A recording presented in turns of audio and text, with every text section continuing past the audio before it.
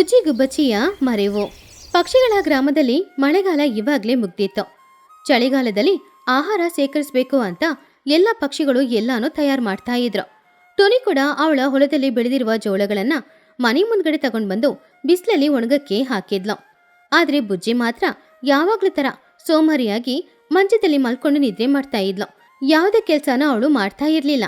ಆವಾಗ ಟೊನಿ ಗುಬ್ಬಚ್ಚಿ ಬುಜ್ಜಿಯ ಹತ್ತಿರ ಹೋಗಿ, ಬುಜ್ಜಿ ಬುಜ್ಜಿ ಎದೇಳಮ್ಮ, ಬೆಳಗಾಗಿ ಎಷ್ಟೊತ್ತಾಯ್ತು, ಎಲ್ರು ಅವ್ರ ಪಾಡಿಗೆ ಅವ್ರ ಕೆಲಸ ಮಾಡ್ತಾ ಇದ್ದಾರೆ, ನೀನ್ ನೋಡಿದ್ರೆ ಒಳ್ಳೆ ಕುಂಭಕರ್ಣನ ತರ ಮಲ್ಗಿ ನಿದ್ರೆ ಮಾಡ್ತಾ ಇದೀಯಾ? ಹಾಗಂತ ಟೊನಿ ಹೇಳಿದಾಗ ಬುಜ್ಜಿ ಕಣ್ಬಿಟ್ಟು ಅವಳ ತಾಯಿ ಹತ್ರ, ಅಮ್ಮ ಏನಮ್ಮ ನೀನು, ಈ ಚಳಿಯಲ್ಲಿ ಚೆನ್ನಾಗಿ ನಿದ್ರೆ ಮಾಡ್ಬೇಕು ಅಂತ ಅನಿಸ್ತಿದೆ, ನೀನ್ ನೋಡಿದ್ರೆ ಕೆಲಸ ಮಾಡು ಅಂತಿದೀಯಾ? ಒಳ್ಳೆ ಕನಸು ಕಾಣ್ತಾ ಇದೆ ಅಮ್ಮ, 5 ನಿಮಿಷ ಬಿಟ್ಟು ಎದ್ದೇಳ್ತೀನಮ್ಮ. ನಿನ್ನ ಕನಸೆಲ್ಲ ಆ ಕಡೆ ಇರ್ಲಿ, ನಿನಗೆ ಮನೇಲಿ ಸ್ವಲ್ಪ ಕೆಲಸ ಇಟ್ಟಿದ್ದೀನಿ, ಅದನ್ನ ಮಾಡು, ನಾನು ಹೊಲಕ್ಕೆ ಹೋಗಿ ಕೆಲಸ ಮಾಡ್ಕೊಂಡು ಬರ್ತೀನಿ. ಕೆಲಸ ಅಂತ ಹೇಳಿದ ತಕ್ಷಣ ಬುಜ್ಜಿಗೆ ಮುಖಾನೇ ಬಾಡಿ ಹೋಯ್ತು. ಕೆಲ್ಸನಾ? ಇವತ್ ಬೇಡಮ್ಮ, ನಾಳೆ ಮಾಡೋಣ, ಇವತ್ತು ನನಗೆ ಮೈಕೈ ಎಲ್ಲ ನೋವಮ್ಮ. ಆವಾಗ ಟೊನಿ ಕೋಪದಿಂದ, ನಿನಗೆ ಯಾವಾಗ ಮೈಕೈ ನೋವಿರಲ್ಲ, ಏನ್ ಕೆಲಸ ಮಾಡ್ತಿದ್ಯಾ ಅಂತ? ಇವತ್ತು ನಾನು ಹೇಳಿದ ಕೆಲಸನ ನೀನು ಮಾಡಲೇಬೇಕು, ಇಲ್ಲಾಂದ್ರೆ ರಾತ್ರಿ ನಿನಗೆ ಜೇನ್ ರೊಟ್ಟಿ ಇಲ್ಲ. ಹಾಗಂತ ಹೇಳಿದ ತಕ್ಷಣ ಬುಜ್ಜಿ ಗುಬ್ಬಚ್ಚಿ ತಕ್ಷಣ ಎದ್ದು ಬಂದು ನಿಂತ್ಲು. ಅಮ್ಮ, ಜೇನ್ ರೊಟ್ಟಿನಾ? ಓಕೆ, ಏನ್ ಕೆಲಸ ಅಂತ ಹೇಳು, ನಾನು ಬೇಗ ಅದನ್ನ ಮಾಡಿ ಮುಗಿಸ್ತೀನಿ. ಟೊನಿ ಒಂದು ಚೀಲನ ತೋರಿಸಿ, ನಾನು ಹೊರಗಡೆ ಬಿಸಿಲಲ್ಲಿ ಒಣಗಾಕಿಟ್ಟಿರುವ ಜೋಳ ಈ 2 ಮಡಿಕೆಯಲ್ಲಿ ಇದೆ. ದೊಡ್ಡ ಮಡಿಕೆಯಲ್ಲಿ ಇದೆ, ಚಿಕ್ಕ ಮಡಿಕೆಯಲ್ಲಿ ಇದೆ. ದೊಡ್ಡ ಮಡಿಕೆಯಲ್ಲಿರೋದು ಒಳ್ಳೆ ಜೋಳ, ಚಿಕ್ಕ ಮಡಿಕೆಯಲ್ಲಿರೋದು ಹುಳ ಬಂದಿರುವ ಜೋಳ. ಅದನ್ನ ತೆಗೆದು ಬಿಸಾಕ್ಬೇಕು. ನೆನ್ಪಲ್ಲಿಟ್ಕೋ, ಚಿಕ್ಕ ಮಡಿಕೆಯಲ್ಲಿರೋದು ಬೇಡ, ದೊಡ್ಡ ಮಡಿಕೆಯಲ್ಲಿರೋದು ಬೇಕು. ಸರಿ ಅಮ್ಮ, ಇವಾಗ ನಾನೇನ್ ಮಾಡ್ಬೇಕು? ಆವಾಗ ಟೊನಿ ಒಂದು ಚಿಕ್ಕ ಚೀಲನ ಕೊಟ್ಟು, ಬುಜ್ಜಿ, ಇದ್ರಲ್ಲಿರೋದು ಬೇವಿನ ಬೀಜ ಹುಡಿ, ಇದನ್ನ ಆ ದೊಡ್ಡ ಮಡಿಕೆಯಲ್ಲಿರುವ ಜೋಳದಲ್ಲಿ ಹಾಕ್ಬೇಕು. ಈ ಹುಡಿ ಹಾಕಿದ್ರೆ ಆವಾಗ ಆ ಜೋಳದಲ್ಲಿ ಯಾವುದೇ ಹುಳ ಕೀಟ ಏನೂ ಬರಲ್ಲ. ಅದಕ್ಕೆ ಹೇಳ್ತಾ ಇದ್ದೀನಿ, ಆ ದೊಡ್ಡ ಮಡಿಕೆಯಲ್ಲಿ ಇರುವ ಜೋಳದಲ್ಲಿ ಈ ಬೇವಿನ ಹುಡಿನ ಹಾಕಬೇಕು, ಚಿಕ್ಕ ಮಡಿಕೆಯಲ್ಲಿ ಇರುವ ಜೋಳದಲ್ಲಿ ಈ ಬೇವಿನ ಹುಡಿನ ಹಾಕಬಾರ್ದು. ಸರಿನಾ? ನೆನಪಲ್ಲಿ ಇಟ್ಟಿರ್ತೀಯ ತಾನೇ? ಸರಿ ಅಮ್ಮ, ದೊಡ್ಡ ಮಡಿಕೆಯಲ್ಲಿ ಬೇವಿನ ಹುಡಿನ ಹಾಕಬೇಕು, ಚಿಕ್ಕ ಮಡಿಕೆಯಲ್ಲಿ ಬೇವಿನ ಹುಡಿನ ಹಾಕಬಾರ್ದು, ಅಷ್ಟೇ ತಾನೇ? ಟೊನಿ ಸರಿ ಅಂತ ಅಲ್ಲಿಂದ ಹೋದ್ಲು. ಆದ್ರೆ ಹೋಗೋದ್ಕಿಂತ ಮುಂಚೆ, ಬುಜ್ಜಿ, ಸರಿಯಾಗಿ ನೆನಪಲ್ಲಿ ಇಟ್ಕೊಂಡಿದ್ಯಾ ತಾನೇ? ದೊಡ್ಡ ಮಡಿಕೆಯಲ್ಲಿ ಬೇವಿನ ಹುಡಿ ಹಾಕಬೇಕು, ಚಿಕ್ಕ ಮಡಿಕೆಯಲ್ಲಿ ಬೇವಿನ ಹುಡಿನ ಹಾಕಬಾರ್ದು. ನೆನಪಲ್ಲಿ ಇದೆ ಅಮ್ಮ, ನೀನೇನು ಹೆದರಬೇಡ. ಹಾಗಂತ ಹೇಳಿದಾಗ ಟೊನಿ ಸರಿ ಅಂತ ಅಲ್ಲಿಂದ ಹೊಲ ಕೆಲಸಕ್ಕೆ ಹೋದ್ಲು. ಟೊನಿ ಹೊಲ ಕೆಲಸಕ್ಕೆ ಹೋದ ತಕ್ಷಣ ಬುಜ್ಜಿ ಆ ಚೀಲನ ತಗೊಂಡು, ಬುಜ್ಜಿ ಅವಳ ಮನ್ಸಲ್ಲಿ, ಅಮ್ಮ ಹೋಗಿ ಆಯ್ತು, ಅಮ್ಮ ಹೇಳಿದ ಕೆಲಸನ ಇವಾಗಲೇ ಮುಗಿಸಿದ್ರೆ ಆಮೇಲೆ ನಾನು ಚೆನ್ನಾಗಿ ಮಲ್ಗಿ ನಿದ್ರೆ ಮಾಡ್ಬೋದು. ಇವಾಗ ಈ ಹುಡಿನ ಯಾವ ಮಡಿಕೆಯಲ್ಲಿ ಹಾಕಬೇಕು? ಹಾಗಂತ ಯೋಚನೆ ಮಾಡಿಕೊಂಡು ಅವಳು ಅಡುಗೆ ಮನೆಯೊಳಗಡೆ ಬಂದ್ಲು. ಅಲ್ಲಿ 2 ಮಡಿಕೆ ಇತ್ತು. ಒಂದು ಹೊಸದಾಗಿರುವ ದೊಡ್ಡ ಮಡಿಕೆ, ಒಂದು ಹಳೆದಾಗಿರುವ ಚಿಕ್ಕ ಮಡಿಕೆ. ದೊಡ್ಡ ಮಡಿಕೆ, ಚಿಕ್ಕ ಮಡಿಕೆ, ಅಮ್ಮ ಯಾವುದ್ರಲ್ಲಿ ಹಾಕಕ್ಕೆ ಹೇಳಿದ್ರು? ಹಾಗಂತ ಬುಜ್ಜಿ ಯೋಚನೆ ಮಾಡ್ತಾ ಇದ್ಲು. ಟೊನಿ ಹೇಳಿದನ ಅವಳು ಪೂರ್ತಿಯಾಗಿ ಮರ್ತೋಗಿದ್ಲು. ಸರಿಯಾಗಿ ಅವಳಿಗೆ ನೆನಪಿಗೆ ಬರುವ ಸಮಯದಲ್ಲಿ, ಬುಜ್ಜಿ ಹೊರಗಡೆ ಬಾ, ನನ್ನ ಹತ್ರ ಗಾಳಿಪಟ ಇದೆ, ಇಬ್ರು ಸ್ವಲ್ಪ ಹೊತ್ತು ಆಟಾಡೋಣ. ಹಾಗಂತ ಚಿನ್ನು ಹೇಳಿದಾಗ ಬುಜ್ಜಿ ಅದನ್ನೆಲ್ಲ ಮರ್ತೋಗಿ ಅವಳ ಕೈಯಲ್ಲಿದ್ದ ಆ ಚೀಲನ ಅಲ್ಲೇ ಇಟ್ಬಿಟ್ಟು, ಬಂದೆ ಕಣೋ ಹಾಗಂತ ಹೇಳಿ ಹೊರಗಡೆ ಬಂದ್ಲು. ಅರೇ, ಹೊಸ ಗಾಳಿಪಟ! ಈ ಗಾಳಿಪಟ ಎಲ್ಲಿಂದ ಸಿಕ್ತು ನಿನಗೆ? ಅದೋ ನಮ್ಮಪ್ಪ ಪಟ್ಟಣದಿಂದ ತಗೊಂಡು ಬಂದಿದ್ದು. ಬಾ, ನಾವು ಹೋಗಿ ಗಾಳಿಪಟ ಬಿಡೋಣ, ಅಲ್ಲಿಗೆ ಬನ್ನೂನು ಬರ್ತಾ ಇದ್ದಾನೆ. ಅಯ್ಯೋ ಹೌದಾ, ಆದ್ರೆ ನನಗೆ ಅಮ್ಮ ಕೊಟ್ಟೋದ ಕೆಲಸ ಇದೆ ಅಲ್ವಾ? ಅರೇ, ಒಂದು 5 ನಿಮಿಷ ಆಟಾಡ್ಬಿಟ್ಟು ಬರೋಣ ಬಾ ಬುಜ್ಜಿ, ಆಮೇಲೆ ಬಂದ ಕೆಲಸನ ನೀನು ಮಾಡ್ಕೋ. ಬುಜ್ಜಿಗೆ ಆ ಜೇನು ರೊಟ್ಟಿ ನೆನಪಲ್ಲಿದ್ರೂ ಕೂಡ ಗಾಳಿಪಟ ತುಂಬಾನೇ ಇಷ್ಟ ಆಯಿತು. ಸರಿ, 5 ನಿಮಿಷ ತಾನೇ ಹಾಗಂತ ಹೇಳಿ ಅವಳು ಆಟಾಡೋದಕ್ಕೋಸ್ಕರ ಹೋದ್ಲು. ಅಲ್ಲಿ ಚಿನ್ನು ಬನ್ನು ಬುಜ್ಜಿ 3 ಜನನು ಗಾಳಿಪಟ ಬಿಡ್ತಾ ಇದ್ರು. 5 ನಿಮಿಷ ಅನ್ನೋದು 2 ಗಂಟೆ ಸಮಯ ಆಯಿತು.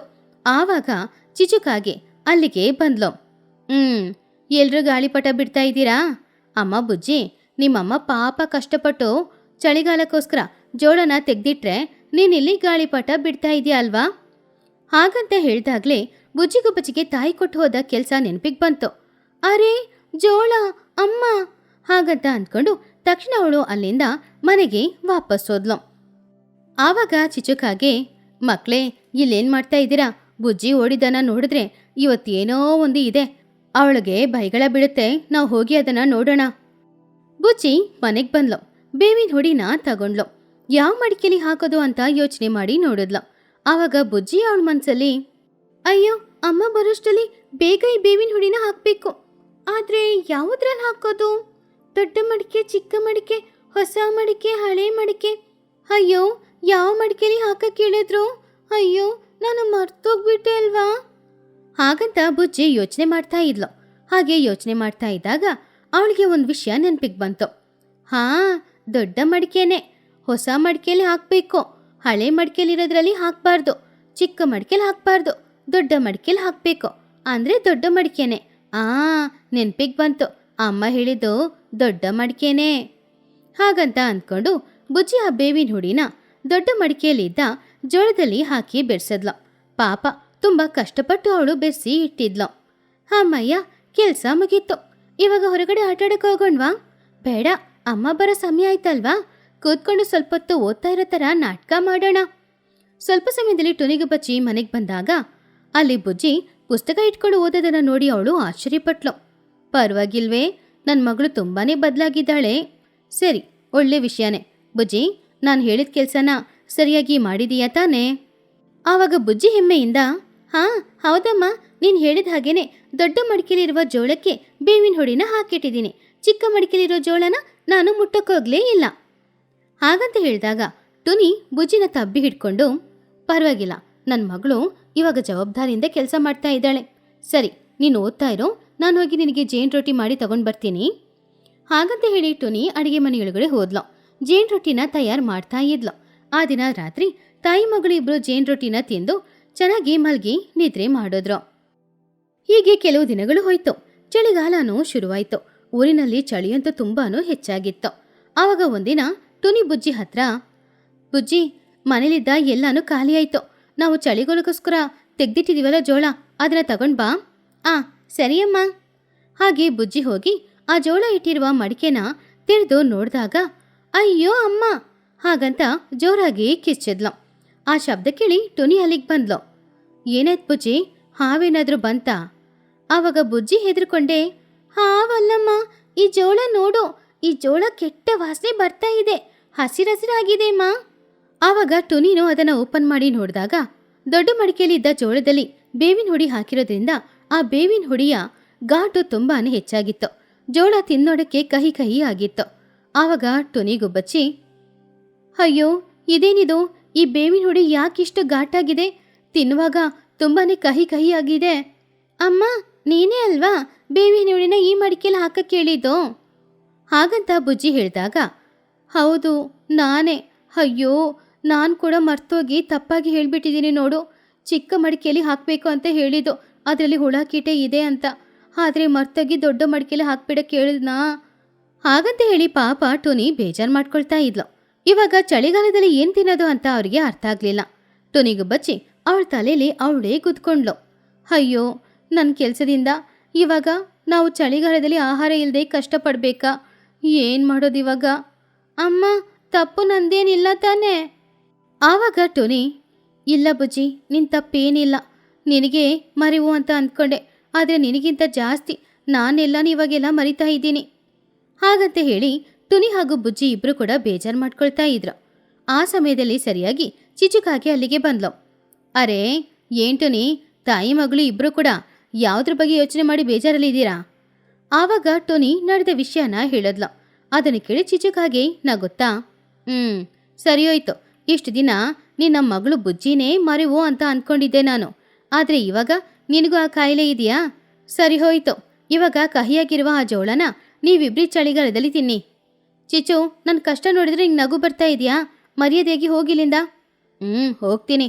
ಆದರೆ ಅದಕ್ಕಿಂತ ಮೊದಲು ನೀನು ಈ ಕಹಿ ಜೋಳನ ಹೆಲ್ತಿ ಜೋಳ ಅಂತ ಹೇಳಿ ಆ ಮಹಿ ಹದ್ದಿಗೆ ಮಾರು. ಅವಳು ತಗೊಳ್ಬೋದು. ಹೆಲ್ತ್ ಕಾನ್ಷಿಯಸ್ ಅಲ್ವಾ? ಹಾಗಂತ ಹೇಳಿ ಚಿಚುಕಾಗೆ ಅಲ್ಲಿಂದ ಹೋದ್ಲು. ಬುಜ್ಜಿ ಹಾಗೂ ಟುನಿ ಇಬ್ರು ಬೇಜಾರು ಮಾಡ್ಕೊಳ್ತಾ ಇದ್ರು. ಅಮ್ಮ, ಅಂದರೆ ಇದ್ರಲ್ಲಿ ನನ್ನ ತಪ್ಪೇನಿಲ್ಲ, ನಿನ್ನ ತಪ್ಪೆ. ಹಾಗಾದರೆ ನನಗೆ ನೀನು ಜೇನು ರೊಟ್ಟಿ ಕೊಡ್ಬೇಕಲ್ವಾ? ಮಗಳ ಅಮಾಯಕತನನ ನೋಡಿ ಟುನಿಗೆ ಅಳ್ಬೇಕೋ ನಗ್ಬೇಕೋ ಗೊತ್ತಾಗ್ಲಿಲ್ಲ. ಅಯ್ಯೋ ಹುಚ್ಚುಡುಗಿ, ಇಲ್ಲಿ ಜೋಳಕ್ಕೇನೆ ದಾರಿ ಇಲ್ಲ ಅಂತ ಅಂದ್ಕೊಳ್ತಾ ಇದ್ದೀನಿ. ನೀನು ನೋಡಿದ್ರೆ ದಿನ ಜೇನು ರೊಟ್ಟಿ ಕೊಡಮ್ಮ ಅಂತ ಕೇಳ್ತಿದ್ಯಾ. ಏನು ಮಾಡೋದು ಇವಾಗ? ಹಾಗಂತ ಯೋಚನೆ ಮಾಡ್ತಿದ್ದಾಗ, ಆ ಬುಜ್ಜಿ, ಒಂದು ಐಡಿಯಾ ಇದೆ. ಇವಾಗ ಈ ಜೋಳನ ನಾವು ಹೇಗಾದರೂ ಮಾರಬೇಕು. ಆವಾಗ ಅದ್ರ ಮೂಲಕ ನಮಗೆ ಹಣ ಸಿಗುತ್ತೆ. ಏನು ಮಾಡಬೇಕು? ಜೋಳದಲ್ಲಿ ಬೇವಿನ ಹೊಡಿತಾನೇ ಇದೆ. ಇದು ಹೆಲ್ತ್ಗೆ ಒಳ್ಳೇದು ಅಂತ ಔಷಧಿ ಅಂತ ಮಾರಿದ್ರೆ ಆವಾಗ ಎಲ್ಲರೂ ತಗೊಳ್ತಾರೆ ತಾನೆ. ಆ ಹಣದಲ್ಲಿ ನಾವು ಜೋಳನೂ ತಗೊಂಡು ಬರ್ಬೋದು. ಆವಾಗ ನಮಗೆ ಯಾವುದೇ ಕಷ್ಟನೂ ಇರಲ್ಲ. ಅಮ್ಮ, ಈ ಐಡಿಯಾ ತುಂಬಾ ಚೆನ್ನಾಗಿದೆ ಅಮ್ಮ. ಹಾಗಂತ ಹೇಳಿ ಟೋನಿ ಅವಳ ಮನೆಯಲ್ಲಿರುವ ಆ ಕಹಿಯಾಗಿದ್ದ ಜೋಳನ ಕೂಡ ಮಾರಬೇಕು, ಹಣ ಸಂಪಾದನೆ ಮಾಡಬೇಕು ಅಂತ ಅಂದ್ಕೊಂಡು ಆ ದಿನ ಸಂತೆಗೆ ಹೋಗಿ ಅವರಿಬ್ರು ಸಂತೆಯಲ್ಲಿ ಕಹಿಯಾಗಿರುವ ಜೋಳನ ಮಾರಿದ್ರು. ಅದ್ರ ಮೂಲಕ ಅವ್ರಿಗೆ ಹಣ ಸಿಕ್ತು. ಬುಜ್ಜಿ ಅಂತೂ ಇದೆಲ್ಲದಕ್ಕೂ ಕಾರಣ ನಾನೇ ಅಮ್ಮ ಅಂತ ಜಂಬ ಕೊಚ್ಕೊಳ್ತಿದ್ಲು.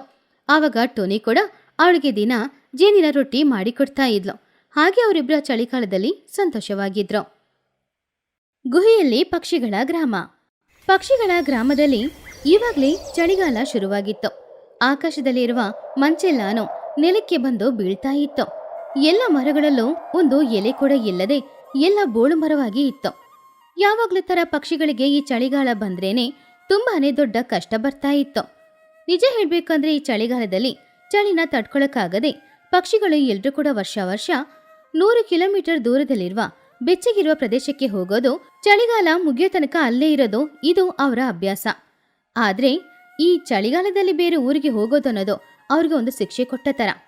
ತುನಿಗು ಬಚ್ಚಿ ಹಳೆ ಕಂಬ್ಳಿ ಎಲ್ಲಾನೂ ತೆಗೆದಿಟ್ಕೊಂಡು, ಬುಜ್ಜಿ ಎದ್ದೇಳಮ್ಮ, ನಾವು ಪ್ರಯಾಣಕ್ಕೆ ಸಿದ್ಧರಾಗಬೇಕು. ಸಂಜೆ ಒಳಗಡೆ ನಾವು ಮಾತ್ರ ಹೊರಡದಿದ್ರೆ ಚಳಿಯಲ್ಲಿ ಸಿಕ್ಕಾಕೊಳ್ತೀವಿ.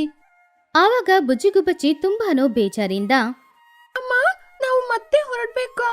1.5 ಕಿಲೋಮೀಟರ್ ನನ್ನಿಂದ ನಡೆಯಕ್ಕಾಗಲ್ಲ. ನನ್ನ ರೆಕ್ಕೆಗಳೆಲ್ಲ ನೋವಾಗ್ತಾ ಇದೆ. ಅಲ್ಲಿಗೆ ಹೋಗ್ಬೇಕಾದ್ರೆ ಚಳಿ ಜಾಸ್ತಿ ಆಗುತ್ತೆ. ನಾನು ಇನ್ನೂ ಇಲ್ಲೇ ಮಲ್ಕೋತೀನಿ. ನೀನು ಇಲ್ಲೇ ಮಲಗಿದ್ರೆ ನಾಳೆ ಸಂಜೆಗೆ ಐಸ್ ಕಟ್ಟಿ ಆಗಿರ್ತೀಯ. ಎದ್ದೇಳು. ಪಕ್ಕದ ಮನೆ ಚಿಚುಕಾಗಿಯ ಮನೆಯಲ್ಲಿ ಆವಾಗ್ಲೇ ಜಗಳ ಶುರುವಾಗಿತ್ತು.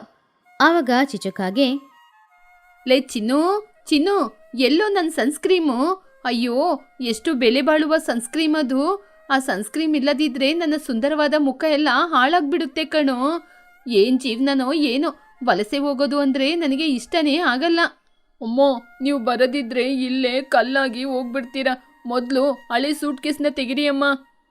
ಆ ದಿನ ಸಂಜೆ ಸಮಯ ಊರಿನ ಮುಖ್ಯಸ್ಥಳಾದ ಮಹಿಹದ್ದು ಎಲ್ಲರನ್ನ ಮನೆಯಿಂದ ಹೊರಗಡೆ ಬರಕ್ ಕೇಳಿ ಅವ್ರ ಹತ್ರ ಈ ರೀತಿ ಹೇಳ್ತು.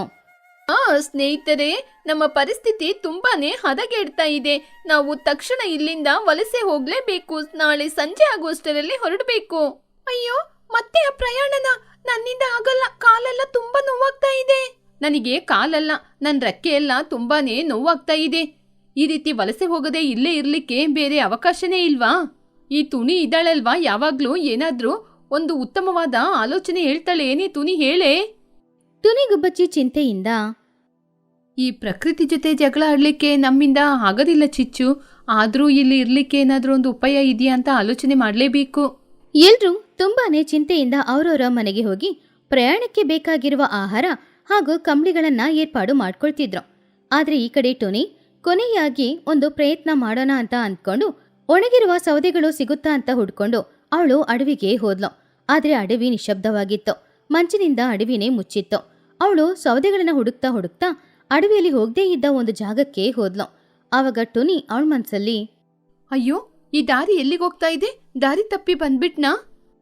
ಹಾಗೆ ಅವಳು ಹೋಗ್ಬಿಡೋಣ ಅಂತ ಅಂದ್ಕೊಳ್ಳುವಾಗ ಇದ್ದಕ್ಕಿದ್ದಂತೆ 2 ಬಂಡೆಕಲ್ಲಿನ ಮಧ್ಯದಲ್ಲಿ ಒಂದು ದೊಡ್ಡ ದ್ವಾರ ಇತ್ತು. ಅದ್ರೊಳಗಡೆ ಕತ್ಲಾಗಿತ್ತು. ಅದೇನು ಗುಹೆಯ ದ್ವಾರ ತರಾನೇ ಕಾಣಿಸ್ತಿತ್ತು. ಅರೆ, ಇಲ್ಲಿ ಇಷ್ಟು ದೊಡ್ಡ ಗುಹೆ ಇದೆಯಾ? ಇಷ್ಟು ವರ್ಷಗಳಿಂದ ನಾನು ಇಲ್ಲೇ ಇದ್ದೀನಿ, ಆದ್ರೂ ಇಷ್ಟು ವರ್ಷದಿಂದ ಇದನ್ನ ನೋಡ್ಲಿಲ್ಲ. ಓಹೋ, ಇದ್ರೊಳಗೆ ಯಾವ್ದಾದ್ರೂ ಕಾಡು ಪ್ರಾಣಿ ಇರ್ಬೋದು. ಅವಳು ಆಶ್ಚರ್ಯದಿಂದ ಆ ಗುಹೆಯ ಹೊರಗಡೆ ಹೋಗಿ ನಿಂತ್ಕೊಂಡ್ಲು. ಆವಾಗ ಗುಹೆಯೊಳಗಡೆಯಿಂದ ತಂಪಾದ ಗಾಳಿ ಬೀಸ್ಲಿಲ್ಲ. ಅದಕ್ಕೆ ಬದಲು ಬಿಸಿಯಾದ ಗಾಳಿ ಬೀಸ್ತಾ ಇತ್ತು. ಆಶ್ಚರ್ಯವಾಗಿದೆ, ಗುಹೆಯೊಳಗೆ ಇಷ್ಟೊಂದು ಬಿಸಿಯಾಗಿದೆಯಾ? ಹಾಗೆ ಟೋನಿ ಆಶ್ಚರ್ಯಪಟ್ಟರು ಕೂಡ ಕೊನೆಗೆ ಸ್ವಲ್ಪ ಧೈರ್ಯನೋ ಮಾಡ್ಕೊಂಡು ಮೆಲ್ಲೆ ಆ ಗುಹೆಯೊಳಗಡೆ ಹೋಗಕ್ಕೆ ಶುರು ಮಾಡಿದ್ಲು. ಗುಹೆಯಲ್ಲಿ ತುಂಬಾನು ಕತ್ಲಾಗಿತ್ತು. ಒಳಗಡೆ ಹೋಗ್ತಾ ಆ ಚಿಕ್ಕ ದಾರಿ ಒಂದು ವಿಶಾಲವಾದ ಜಾಗಕ್ಕೆ ಅವಳನ್ನ ಕರ್ಕೊಂಡು ಹೋಯ್ತು. ಆ ಜಾಗದಲ್ಲಿರುವ ದೃಶ್ಯವನ್ನು ನೋಡಿದ ಟೋನಿಗುಬ್ಬಚ್ಚಿ ತುಂಬಾನು ಆಶ್ಚರ್ಯಪಟ್ಲು. ಯಾಕಂದ್ರೆ ಆ ಗುಹೆಯೊಳಗಡೆ ಮೇಲೆ ಚಾವಣಿಯಲ್ಲಿ ಒಂದು ರಂಧ್ರ ಇತ್ತು. ಆ ರಂಧ್ರದ ಮೂಲಕ ಸೂರ್ಯನ ಕಿರಣಗಳು ಆ ಗುಹೆಯೊಳಗಡೆ ಬರ್ತಾ ಇತ್ತು. ಅದ್ ಮಾತ್ರ ಅಲ್ಲ, ಆ ರಂಧ್ರದ ಕೆಳಗಡೆ ಒಂದು ಚಿಕ್ಕದಾಗಿರುವ ಕೊಳ ಇತ್ತು. ಆ ಕೊಳದಲ್ಲಿರೋದು ಬಿಸಿ ನೀರು. ಆ ಬಿಸಿ ನೀರಿನಿಂದ ಬಿಸಿಯಾದ ಆವರಿ ಹೊರಗಡೆ ಬರ್ತಾ ಇತ್ತು. ಆ ಆವರಿಯಿಂದಾನೇ ಆ ಗುಹೆನೆ ತುಂಬಾನೇ ಬೆಚ್ಚಗಿತ್ತು. ಗುಹೆಯೊಳಗಡೆ ಸ್ವಲ್ಪನೂ ಚಳಿ ಇರಲಿಲ್ಲ. ಅದಕ್ಕೆ ಬದಲು ಸಾಧಾರಣವಾದ ಒಂದು ಬೆಚ್ಚಗೆ ಅಲ್ಲಿ ಇತ್ತು. ಅದನ್ನು ನೋಡಿದ ಟುನಿ ತುಂಬಾ ಆಶ್ಚರ್ಯಪಟ್ಲು. ಆಶ್ಚರ್ಯ, ಅಮೋಹ, ಇಷ್ಟು ಚೆನ್ನಾಗಿರುವ ಸ್ಥಳ ನಮ್ಮ ಊರಿನಲ್ಲೇ ಇದೆಯಾ? ಆದ್ರೂ ಇಷ್ಟು ದಿನ ನಾವು ನೋಡ್ಲೇ ಇಲ್ವಲ್ಲ. ಇದು ಆ ದೇವರೇ ನಮಗೋಸ್ಕರ ಕೊಟ್ಟಂತಹ ವರಪ್ರಸಾದ. ಹಾಗಂತ ಹೇಳಿ ಟುನಿಗೂ ಬಚ್ಚಿ ಅಲ್ಲಿಂದ ಅವಳ ಊರಿಗೆ ವಾಪಸ್ ಬಂದ್ಲು.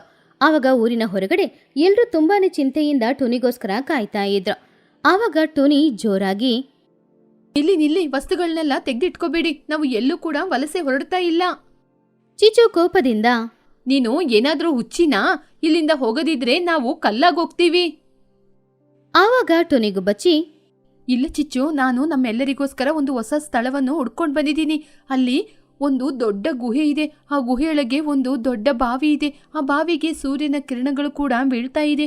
ಬೆಚ್ಚಗಿನ ನೀರು. ಅಲ್ಲಿರ್ಲಿಕ್ಕೆ ತುಂಬಾನೇ ಚೆನ್ನಾಗಿರುತ್ತೆ. ತುನಿ, ನೀನ್ ಹೇಳೋದೆಲ್ಲ ನಿಜನಾ? ಗುಹೆಯಲ್ಲಿ ನಮ್ಮಿಂದ ಜೀವನ ಮಾಡಕ್ಕೆ ಸಾಧ್ಯನಾ? ಹೌದು, ಗುಹೆ ಅಂದ್ರೆ ತುಂಬಾ ಕತ್ತಲಾಗಿರುತ್ತೆ ಅಲ್ವಾ? ಇಲ್ಲ, ನೀವು ಹೇಳುವ ರೀತಿ ಗುಹೆ ಅಷ್ಟೊಂದು ಕತ್ತಲಾಗಿಲ್ಲ. ಬನ್ನಿ, ನೀವೇ ನೋಡಿ. ಏನು, ಗುಹೆಯೊಳಗೆ ಮನೇನಾ? ನಾನ್ ಚೆನ್ನಾಗಿ ನಿದ್ರೆ ಮಾಡ್ಬೋದು. ಅಮ್ಮ, ಬನ್ನಿ ಅಮ್ಮ, ಇವಾಗ್ಲೇ ಹೋಗಿ ನೋಡಿ ಬರೋಣ. ಏನು, ಕಾಡು ಮನುಷ್ಯರ ಹಾಗೆ ಗುಹೆಯೊಳಗೆ ಜೀವನ ಮಾಡ್ಬೇಕಾ? ಅದೆಲ್ಲ ನನ್ನಿಂದ ಆಗಲ್ಲ. ಇಲ್ಲಿ ನೋಡು, ನನ್ನ ಮನೆ ಎಷ್ಟೊಂದು ದೊಡ್ಡದಾಗಿದೆ. ನಾನು ಎಷ್ಟೊಂದು ನೆಮ್ಮದಿಯಾಗಿ ಇದ್ದೆ. ಚಿಚ್ಚು, ನಾಳೆ ನಿನ್ನ ಮನೆ ಐಸಾಗೋಗಿರುತ್ತೆ. ಆದ್ರೆ ನಾನು ಹೇಳಿರುವ ಸ್ಥಳದಲ್ಲಿ ಬಿಸಿ ನೀರು ಕೂಡ ಸಿಗುತ್ತೆ. ಬಿಸಿ ನೀರು ಅಂತ ಹೇಳಿದ ತಕ್ಷಣ ಚಿಚು ಅವಳ ಮನ್ಸನ್ನ ಬದಲಾಯಿಸ್ಕೊಂಡ್ಲು. ಸರಿ, ಆ ಬಿಸಿನೀರಿಗೋಸ್ಕರ ನಾನು ಬರ್ತಾ ಇದ್ದೀನಿ ಅಷ್ಟೇ, ಹಾಗಂತ ಹೇಳಿದ್ಲು. ಅದನ್ನ ಕೇಳಿ ಟುನಿ ಕೂಡ ಮನ್ಸೊಳಗಡೆ ನಗಾಡ್ತಾ ಇದ್ಲು. ಆಮೇಲೆ ಟುನಿಯ ಮಾತನ್ನ ನಂಬಿ ಪಕ್ಷಿಗಳು ಎಲ್ರೂ ಕೂಡ ಆಹಾರ, ಕಂಬಳಿ ಇದು ಎಲ್ಲಾನು ತಗೊಂಡು ಆ ಗುಹೆಯೊಳಗಡೆ ಹೋದ್ರು. ಅಲ್ಲಿ ಆ ದೃಶ್ಯವನ್ನು ನೋಡಿದ ಅವರೆಲ್ಲರೂ ಕೂಡ ತುಂಬಾನೇ ಆಶ್ಚರ್ಯಪಟ್ರು. ತುನಿ, ನೀನ್ ನಿಜವಾಗ್ಲೂ ನಮ್ಮ ಗ್ರಾಮವನ್ನು ಕಾಪಾಡಿದೀಯಾ? ನೀನ್ ಹೇಳ್ದಾಗ ಏನೋ ಅಂತ ತಿಳ್ಕೊಂಡು ಇವಾಗ ನೋಡಿ ನಂಗೆ ತುಂಬಾ ಖುಷಿ ಆಯ್ತು. ಪಕ್ಷಿಗಳೆಲ್ಲರೂ ತುಂಬಾನೇ ಸಂತೋಷದಿಂದ ಆ ಬಿಸಿ ನೀರಿನ ಕೊಳ ಇರುವ ಸುತ್ತಮುತ್ತ ಅವ್ರಿಗೋಸ್ಕರ ಮನೆಗಳನ್ನ ಕಟ್ಕೊಂಡ್ರು. ನಾವು ಹೊರಗಡೆ ಹೋಗಿ ಮಣ್ಣನ್ನೆಲ್ಲ ತಂದು ಇಲ್ಲೇ ಮನೆಯನ್ನು ಕಟ್ಟಿಕೊಂಡು ಸಂತೋಷವಾಗಿ ಜೀವನವನ್ನು ಮಾಡ್ಬೋದು. ಅಮ್ಮ, ನಾನು ಚಿನ್ನು ಬನ್ನು ಎಲ್ಲ ಸೇರಿ ಮಣ್ಣನ್ನ ತಂದು ಮನೆ ಕಟ್ಕೊಂಡು ಬಣ್ಣನ ಬೆಳಿತೀವಿ. ಚಿಚುಕಾಗಿ ಒಂದು ಮೂಲೆಯಲ್ಲಿ ಕೂತ್ಕೊಂಡು ಆರ್ಡರ್ ಹಾಕ್ತಾ ಇದ್ಲು. ಚಿನ್ನು, ನನ್ನ ಮನೆ ಎಲ್ಲರ ಮನೆಕ್ಕಿಂತ ತುಂಬಾ ದೊಡ್ಡದಾಗಿ ಮನೆಯಾಗಿರ್ಬೇಕು. ನೀವೆಲ್ಲ ನನ್ನ ಪಕ್ಕನೇ ಇರಬಾರ್ದು. ನನಗೆ ಲೇಕ್ ವ್ಯೂ ಬೇಕು. ನಾನು ಬೆಳಿಗ್ಗೆ ಎದ್ದ ತಕ್ಷಣ ಆ ನೀರಲ್ಲಿ ಕಾಲು ಹಾಕೊಂಡು ಚೆನ್ನಾಗಿ ಆರಾಮವಾಗಿ ಸ್ನಾನ ಮಾಡಬೇಕು. ಸರಿ ಚಿಚ್ಚು, ನೀನು ಹೇಳುವ ಹಾಗೇನೆ ನಿನಗೆ ಸ್ಥಳವನ್ನು ನಿರ್ಮಿಸಿ ಕೊಡೋಣ. ಮೊದಲು ಕೆಲಸ ಮಾಡೋಣ. ಹಾಗೆ 2 ದಿನಗಳು ಕಷ್ಟಪಟ್ಟು ಪಕ್ಷಿಗಳೆಲ್ಲರೂ ಕೂಡ ಅವರವರಿಗೋಸ್ಕರ ಮನೆಗಳನ್ನ ಕಟ್ಕೊಂಡ್ರು. ಹಾಗೆ ಎಲ್ರೂ ಅವರವರ ಹೊಸ ಮನೆಯೊಳಗಡೆ ಹೋಗ್ಬಿಟ್ರು. ಹಾಗೆ ಆ ಗುಹೆಯೊಳಗಡೆ ಒಂದು ಅಂದವಾದ ಗ್ರಾಮನೂ ಸೃಷ್ಟಿಯಾಯಿತು. ಹೊರಗಡೆ ತುಂಬಾ ಜೋರಾಗಿ ಮಂಚು ಬೀಳ್ತಾ ಇದ್ರು ಕೂಡ ಆ ಬಿಸಿ ನೀರು ಕೊಳದಿಂದ ಗುಹೆಯೊಳಗಡೆ ಮಾತ್ರ ತುಂಬಾನು ಬೆಚ್ಚಗೆನೇ ಇತ್ತು. ಅವರು ತಗೊಂಡು ಹೋದ ಆಹಾರಗಳು ಎಲ್ಲಾನು ಖಾಲಿಯಾದ್ಮೇಲೆ ಇವಾಗ ಪಕ್ಷಿಗಳಿಗೆ ಹೊಸ ಸಮಸ್ಯೆ ಬಂತು. ಅಡಿಗೆಗೆ ಇಟ್ಟ ವಸ್ತುಗಳೆಲ್ಲ ಖಾಲಿ ಐತಿ. ಇವಾಗ ಏನ್ ತಿನ್ನೋದು? ಇಲ್ಲಿ ಮಣ್ಣನ್ನು ಬಿಟ್ರೆ ಏನೂ ಇಲ್ಲ. ಚಿಚ್ಚು, ಆ ಕೊಳದಲ್ಲಿ ನೀರು ಬಿಸಿಯಾಗಿದೆ. ಭವಿಷ್ಯ ಈ ನೀರಲ್ಲಿ ಖಂಡಿತವಾಗಿ ಮೀನು ಇರ್ಬೋದು ಅನ್ಕೋತೀನಿ. ಹಾಗಂತ ಟೋನಿ ಅವಳ ಹತ್ರ ಇದ್ದ ಬುಟ್ಟಿನ ನೀರಿನಲ್ಲಿ ಹಾಕಿದ್ಲು. ಬಿಸಿ ನೀರಿನಲ್ಲೂ ಕೂಡ ಬಾಳ್ತಾ ಇದ್ದ ಮೀನುಗಳು ಎಲ್ಲನೂ ಕೂಡ ಅವಳ ಬುಟ್ಟಿಯಲ್ಲಿ ಸಿಕ್ಕಾಕೊಳ್ತು. ಅಮ್ಮ, ಅಲ್ಲಿ ನೋಡಿ ಮೀನು. ಇವತ್ತು ನಮಗೆ ಮೀನ್ ಸಾರು ಹಬ್ಬನೇ. ಏನು ಮೀನಾ? ಹಾಗಾದ್ರೆ ನಾನ್ ಬಲೆ ಹಾಕ್ತೀನಿ. ಹಾಗಂತ ಹೇಳಿ ಅವಳು ಅವಳ ಬಲೆನ ಹಾಕ್ದಾಗ ಆ ಬಿಸಿ ನೀರಲ್ಲಿ ಅವಳ ಬಲೆ ಕರಗಿ ಹೋಯ್ತು. ಅದನ್ನ ನೋಡಿ ಟುನಿ ನಗಾಡ್ತಾ ಇದ್ಲು. ಇಲ್ಲಿ ನಿನ್ನ ಬುದ್ಧಿವಂತಿಕೆಯನ್ನು ಉಪಯೋಗ ಮಾಡ್ಬೇಕು, ಬಲೆಯನ್ನಲ್ಲ. ಅಲ್ಲಿ ಮೊಬೈಲ್ ಫೋನು ಇಲ್ಲ, ಟಿವಿನೂ ಇಲ್ಲ. ಅಲ್ಲಿ ಸಿಗುವ ಮೀನುಗಳನ್ನ, ಅಣಬೆಗಳನ್ನ ತಿಂದು ಅವರು ಬಾಳ್ತಾ ಇದ್ರು. ಹಾಗೇನೆ ರಾತ್ರಿಯ ಸಮಯ ಚಂದಮಾಮನ ಬೆಳಕು ಆ ರಂಧ್ರದ ಮೂಲಕ ಗುಹೆಯೊಳಗಡೆ ಬರ್ತಾ ಇರುವಾಗ ಪಕ್ಷಿಗಳು ಎಲ್ರೂ ಒಣಗಿರುವ ಸೌದೆಗಳನ್ನ ಇಟ್ಕೊಂಡು ಚಳಿಗೋಸ್ಕರ ಬೆಂಕಿ ಹಾಕೊಳ್ತಿದ್ರು. ಎಲ್ಲರೂ ಹೀಗೆ ಒಂದು ಸೇರುವಾಗ ನನಗೆ ಹಳೆಯದೆಲ್ಲ ಯೋಚನೆಗೆ ಬರ್ತಾ ಇದೆ. ಹಾಗಾಗಿ ಒಂದು ದಿನ ನಾನು ಹಾಡು ಹೇಳ್ತೀನಿ. ಮಕ್ಕಳು 3 ಜನನು ಗುಹೆಯೊಳಗಡೆ ಇರುವ ಪ್ರತಿಧ್ವನಿಯ ಜೊತೆ ಆಟ ಆಡ್ಕೊಳ್ತಾ ಇದ್ರು.